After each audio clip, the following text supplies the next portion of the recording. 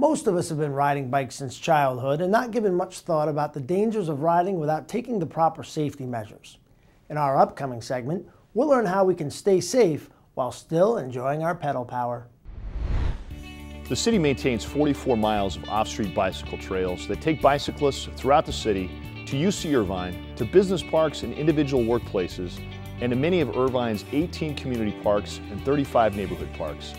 In keeping with the Irvine spirit, don't forget to share the road, wear your helmet, and have a great ride.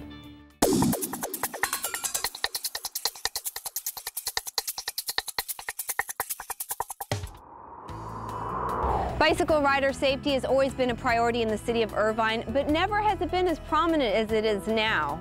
With more and more people dropping their reliance on fossil fuels and opting to use pedal power to get from place to place, bicycle rider safety has taken on an even greater meaning. But rider safety is not the sole responsibility of the rider. It takes a conscious effort for motorists as well. And here joining me is Sergeant Troy Gillish of the Irvine Police Department, who's also a former member of the U.S. cycling team. Thanks, Jacqueline. The state of California literally has thousands of vehicle codes that govern the use of its roadways. These include laws that pertain to motor vehicles and bicycles alike. Over the next few minutes, we'll look at some of these codes and how they pertain to bicycle and motor vehicle operations.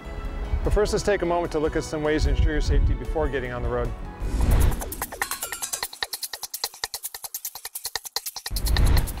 All you need to do is walk into your local bike store and you'll realize bicycles have changed significantly in the past 20 years. Today, there are a wide variety of different types of bicycles traversing our streets, each one offering a unique experience for the rider.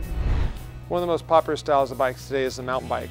It has a seated upright position, wide range of gears, suspension system, and a wider tire suitable for on-road and off-road use.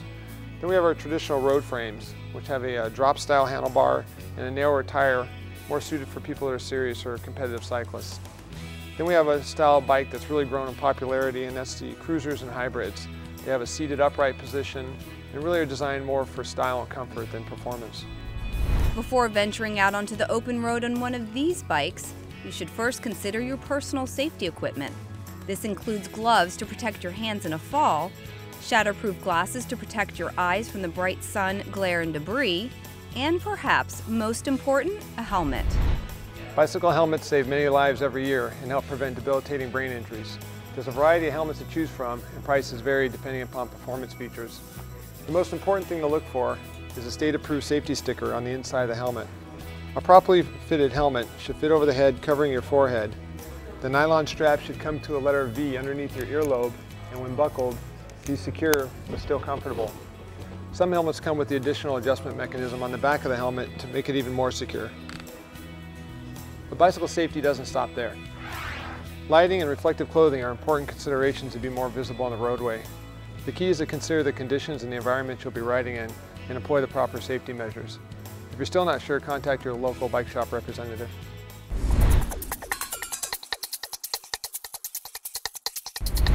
Now that you have your personal safety under control, let's hit the streets and put some practical knowledge to work.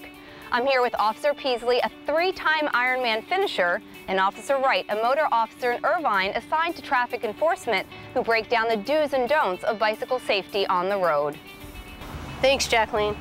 To get started, it's important that each of us know how to identify the 3 types of road hazards: surface, visual, and moving.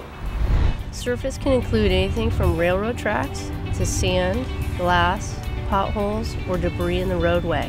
Blind corners, large shrubbery, or parked vehicles can all be visual hazards. Anything that obstructs your view or creates a blind spot can be a visual hazard. Some of the moving hazards you might see out there are other vehicles, including other bicyclists, pedestrians, animals, and more. Next, bicyclists have a variety of paths and locations they can ride. There are designated bike lanes, off-street paths, and off-road trails.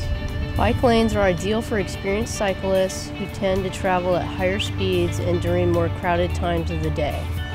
There are a number of off-street paths that are available to cyclists, but it is important to remember that these paths are shared by pedestrians and other slower-moving traffic. When using off-street paths and off-road trails, cyclists should yield the right-of-way and ride at reduced speeds. Pedestrian traffic should stay to the right and be aware of their surroundings and limit use of devices that restrict them from hearing approaching cyclists. It's important to stay alert and focused whenever you're on the road. And keep in mind the 3 road hazards. Now Officer Wright is going to break down some vehicle codes for bicyclists. The California Vehicle Code has a number of provisions that govern bicycle riders on the road. The most important thing to understand is that bicycle riders are subject to the same rights and responsibilities as motor vehicles. The Vehicle Code states that any person operating a bicycle on the roadway at a speed less than the flow of traffic must stay as close to the right curb or edge of the roadway unless you are passing another bicycle, preparing for a left turn, or avoiding an obstacle. Motorists who are approaching a cyclist also need to understand that the right side of the roadway is an area where debris and water can collect. There may also be cracks in the roadway, preventing a cyclist from maintaining their position adjacent to the curbside. As a general rule, motorists should try to keep at least 3 feet between themselves and the bicyclist. The use of bike lanes is also governed by the Vehicle Code, which states that all bicycles traveling slower than the speed of traffic must use this designated lane if one exists. It also mentions that bicyclists must not ride more than 2 abreast or in a manner that obstructs traffic. To help maintain safety within the bike lane, cars must not travel in this lane unless the vehicle is parking, entering or leaving the roadway, or preparing for a turn within 200 feet. Another Vehicle Code states, bicycle riders must travel in the same direction as traffic and prevents passengers from riding on bicycles unless in an approved child safety seat. One of the more commonly violated vehicle codes applies to motorists and bicyclists alike. It states that the use of headphones in both ears while operating a motor vehicle or bicycle can create hazardous conditions by limiting the operator's awareness of their surroundings.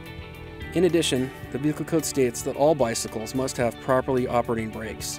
This is an important consideration for owners or those looking to purchase a fixed-gear bike. Known as fixies, these bikes are designed for closed-track racing and sport a simple design with a single speed and no brakes. Because of this, fixies are not legal anywhere in the state of California for road use if they do not have brakes.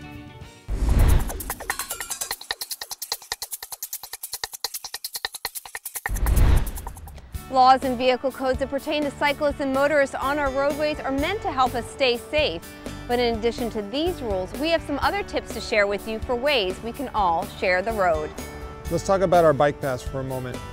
These easily accessible surface paths are a great way for a cyclist to travel, especially to avoid that rush hour traffic. But fast-moving cyclists need to remember there are times of the day when pedestrians, children, and slower-moving traffic might be present. During these times, faster-moving cyclists need to reduce their speed or use the bike lanes or roadways to travel. Another area where this courtesy should be extended is on our sidewalks. There are times when it may be safer for a cyclist to use the sidewalk.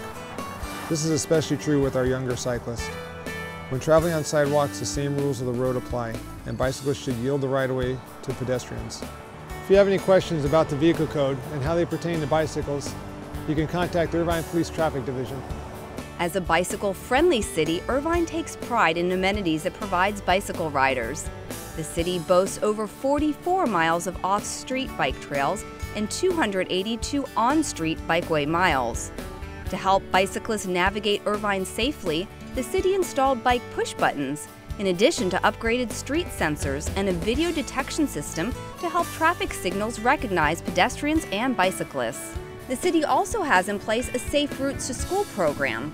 This integrates health, fitness, traffic relief, environmental awareness, and bicycle safety education under one umbrella, which benefits Irvine's youth. Because of the city's efforts, Irvine was recognized as a bicycle-friendly community by the American League of Bicyclists, awarding Irvine for its support of sport and transportation cycling on its extensive citywide trail system. For more information on the city's bikeways, you can visit the City of Irvine's website. Whether if it's for leisure, sport, or commuting, cycling can be safe if we all remember to just share the road.